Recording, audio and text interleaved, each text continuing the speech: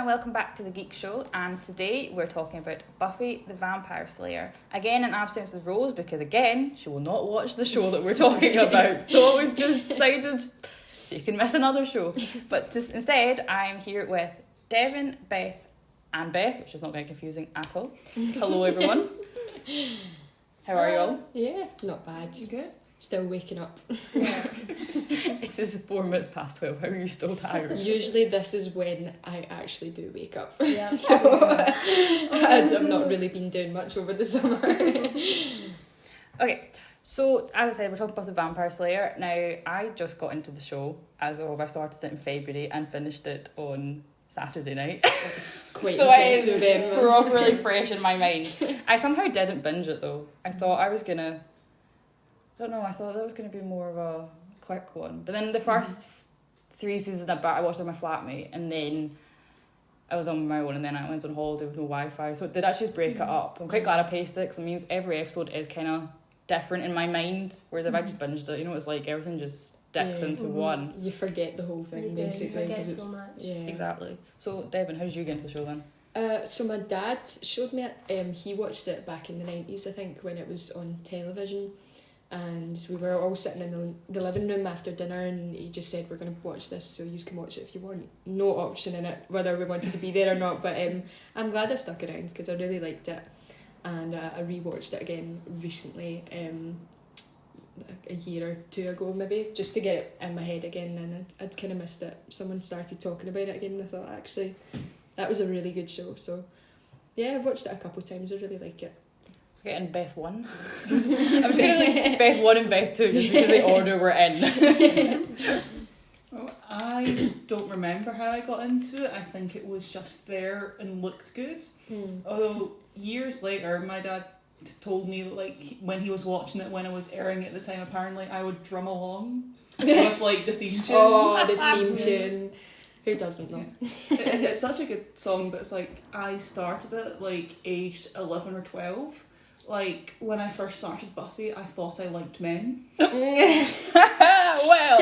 that was all about to change a few seasons later. Just like Willow and Tara was actually like such good representation, because I was kind of like in denial about it because like I couldn't see it. There was like no representation. Like Willow and Tara was my first bit of representation, and I was like, you can be a woman with another woman and be happy. What? Changes the world. the audacity to think that. Just like, maybe I've got something to tell my boyfriend.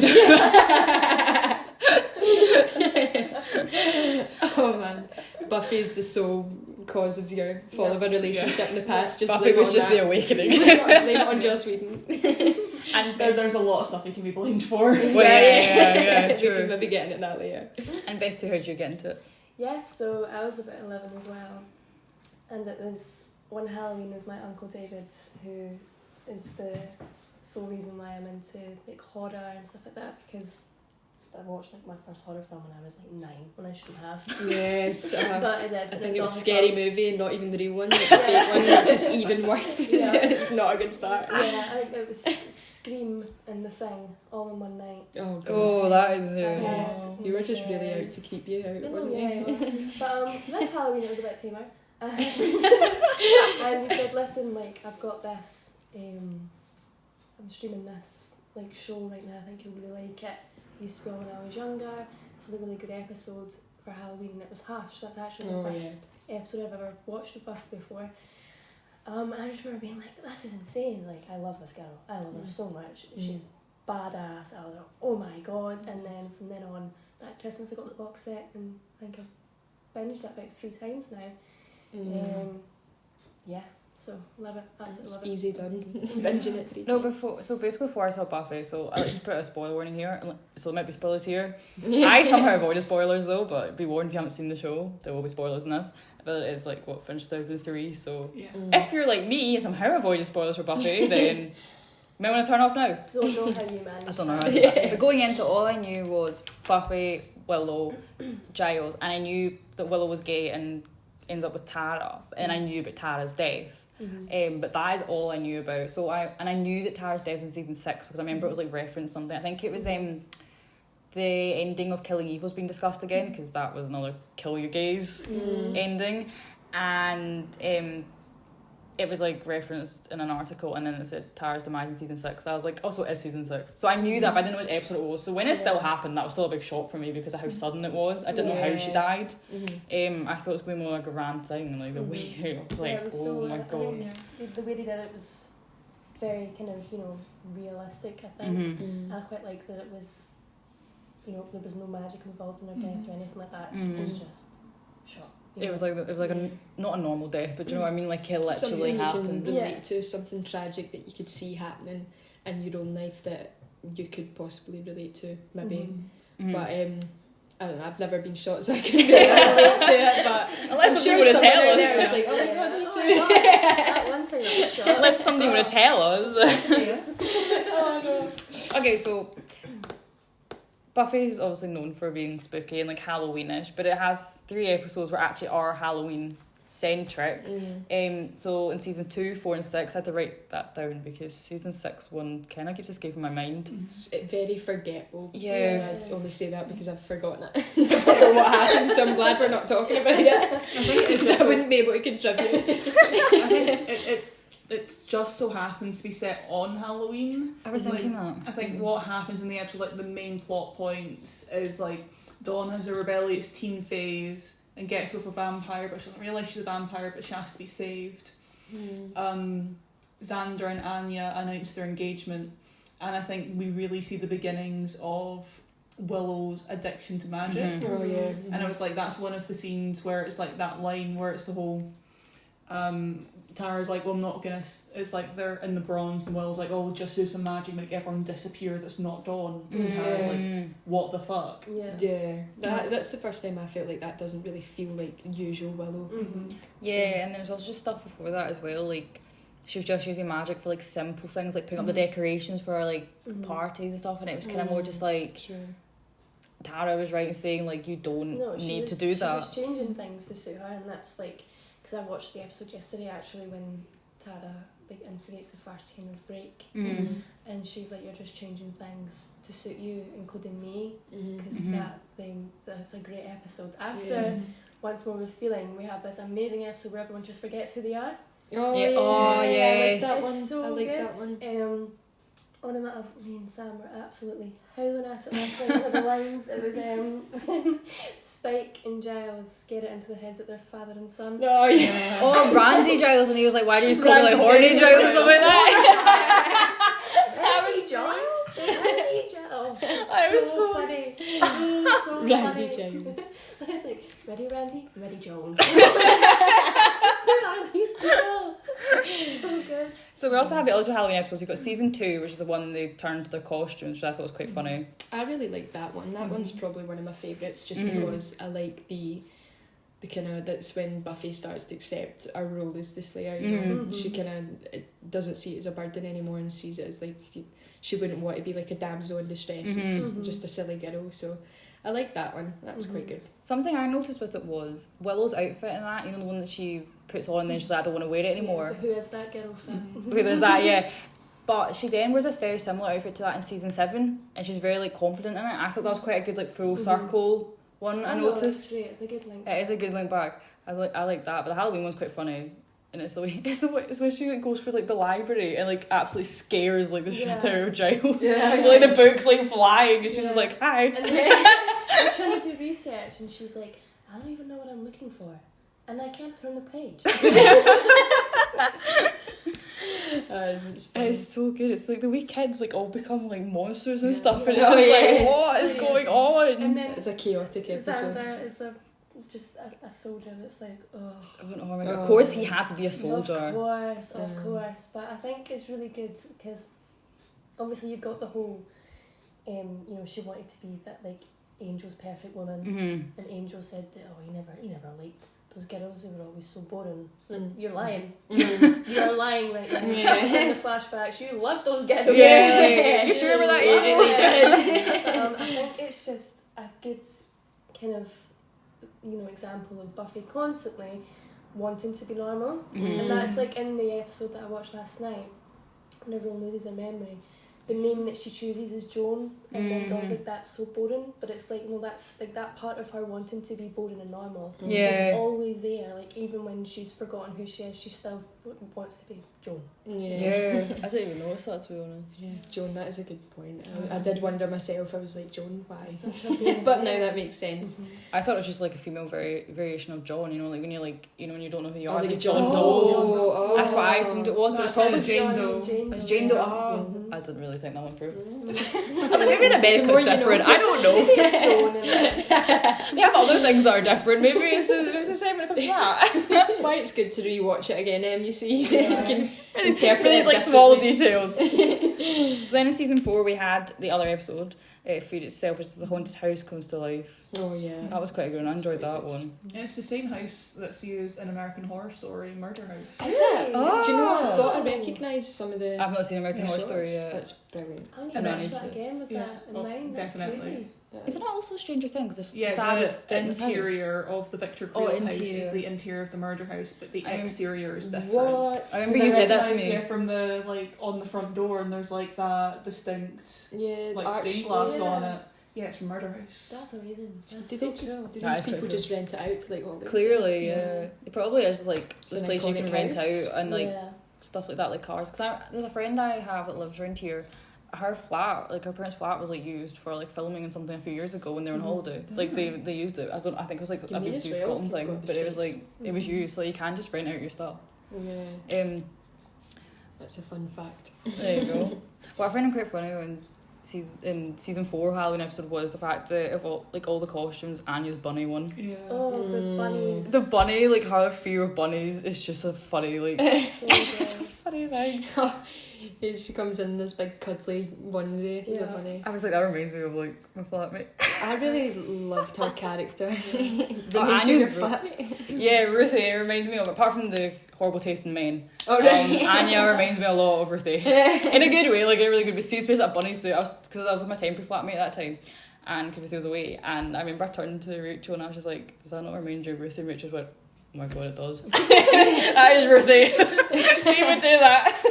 Can I just say why Xander's partner is always more interesting than him? You've got Cordelia, you've got Anya. I always find them funnier and more endearing Yeah. characters But than also, him. all way too stunning. It's the Adam Yeah. Sandler complex. No, It's literally. literally the Adam Literally. Sandler complex. It literally Always a crazy hot, badass woman, and he is like a wet blanket misogynist. I think And that's just Yeah. here. Hollywood love it though. They Oh, absolutely yeah. love it. They just it's love the common trope, isn't it? that. Yeah, Mm. it's like even if you're a little bit ugly, you can still look at this guy. Yeah. Look, you could be him. You could But be you Not probably forbid are. a woman be ugly or have any kind of personality. You know, Mm. she's just there to be hot and picked by and worn down by a man. Yeah, Yeah. it's that effect, isn't it?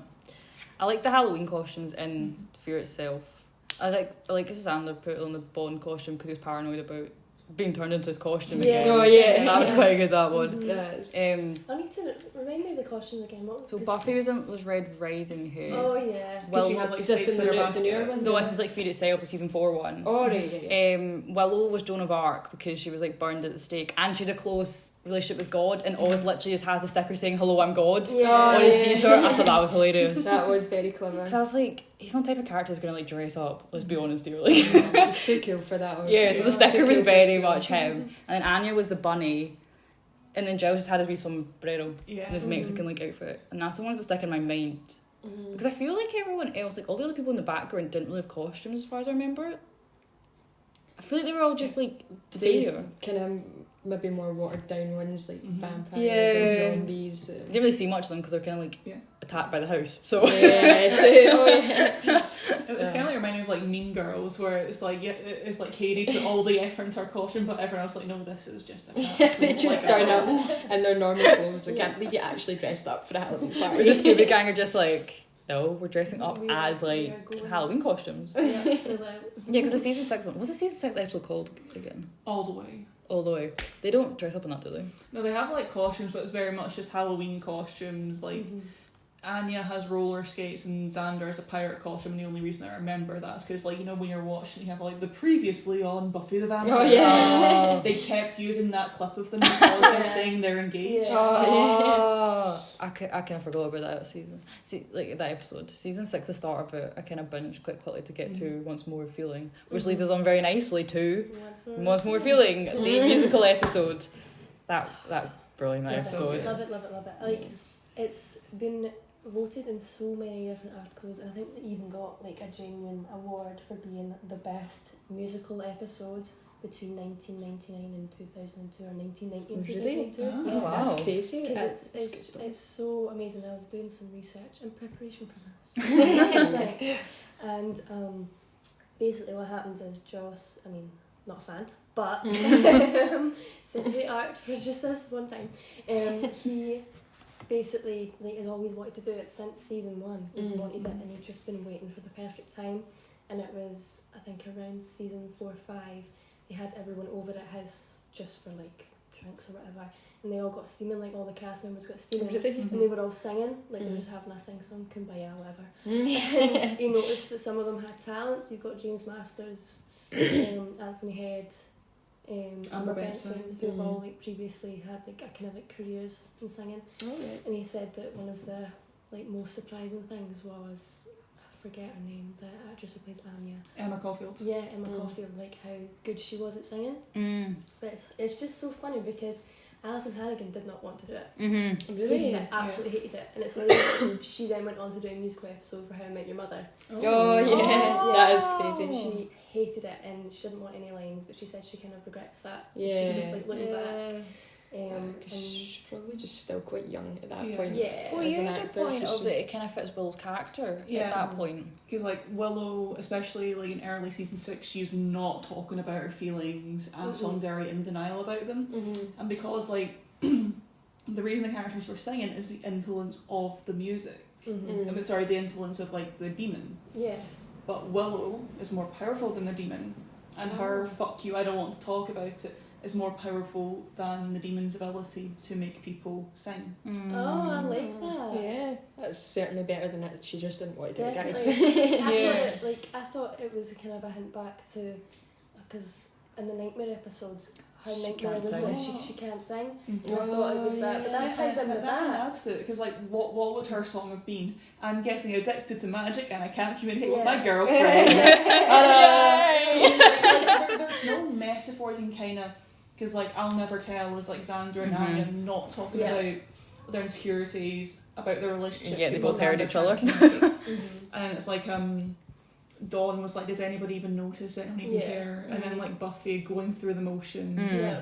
And then Tara just like the double Under Your Spell. Oh, I love that song Switch. so much. And it's like, it's so romantic, like, oh, she's under your spell, she's so in love. When you listen to the lyrics, and Yeah. it's so dark. Yeah. Yeah, and then it's like, oh, she's under the spell, like, because Willow did the memory Yep. magic.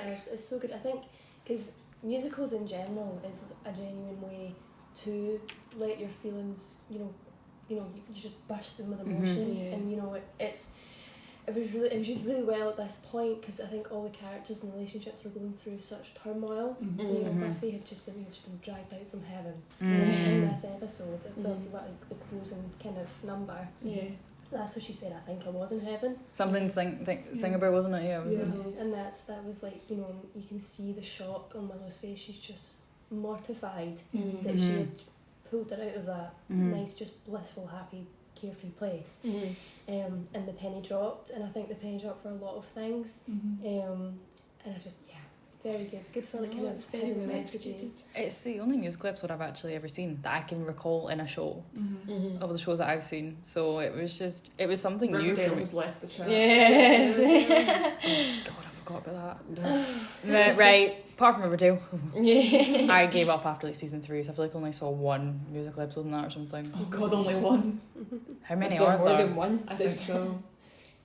Oh, is it not when they do like They're Heathers always or singing. something? Yeah. They're always singing. They're always Who singing. even knows what that show is anymore? I mean, I love a musical, and I love a musical episode, but it just needs to be executed the right way, I think. Yeah. So what you're saying about, because I didn't know that Joss had been planning that, so I actually will give him credit, even though we don't like him yet. We'll try and hold back the rich. We'll give him credit for holding off for that because Try not to get the bucket out, you know. Did you not have one prepared? Well, it's a basin under there. You should have known we were going to be talking about him, man. But yeah, I'm glad they saved it for that episode because I think what you said about music being I think it's a more powerful way to convey emotions, so I'm glad they kind of kept it for that one. I couldn't see it slapped in anywhere else. Yeah. No, it had the perfect place of being there.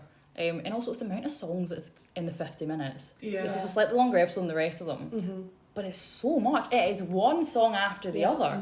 And you also got the wee tiny ones like the parking ticket one, you got the mustard I one, love like the that. coat. And that's the writers, did you say? Well, Yeah, it was David Fury was getting the mustard out, and it was Marty Noxon with the parking ticket.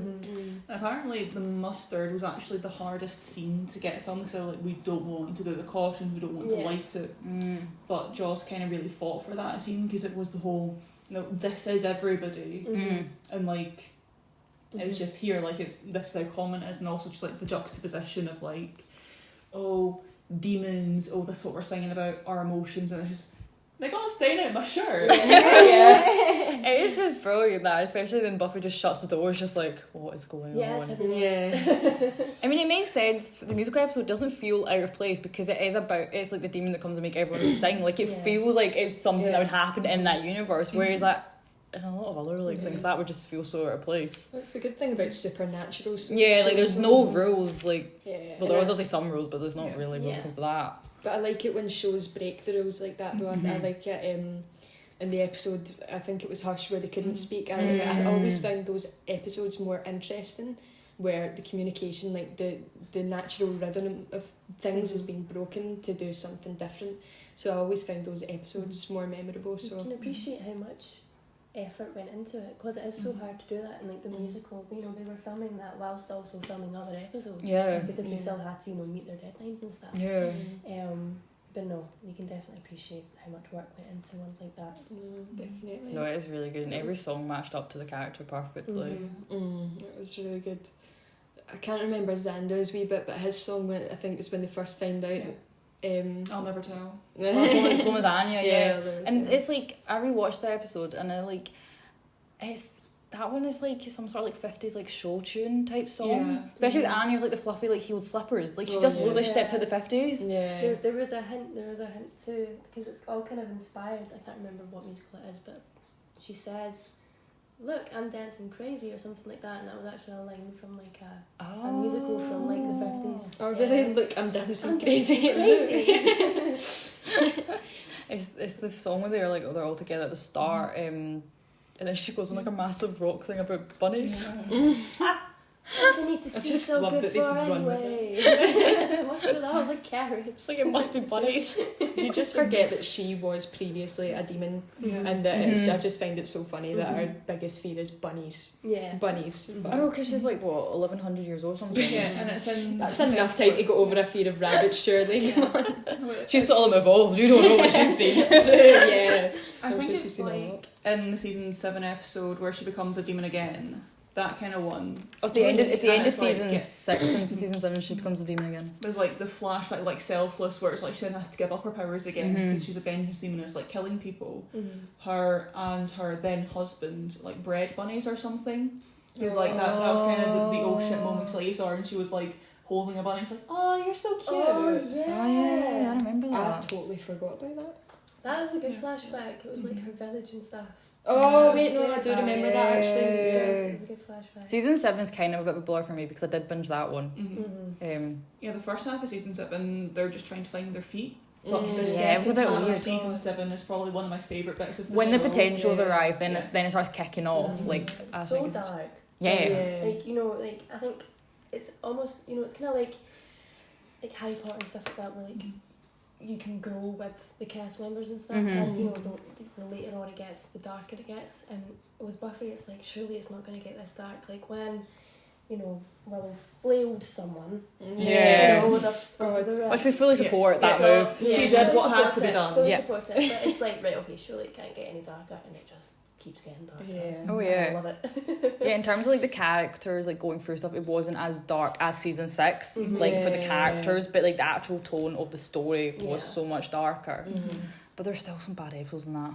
Like him, that was awful. We're not That talking episode, about him. that was Yeah. awful. That one. But then the next episode was Conversation with Dead People, which was amazing. Remind me of him again. It's the one that's like the guy with like his jacket and makes like all the girls like fall in love with him and stuff. Oh, It kind of felt like a knockoff of Bewitched, Bewildered and Beloved. Is that Bewitched, Bothered and Bewildered.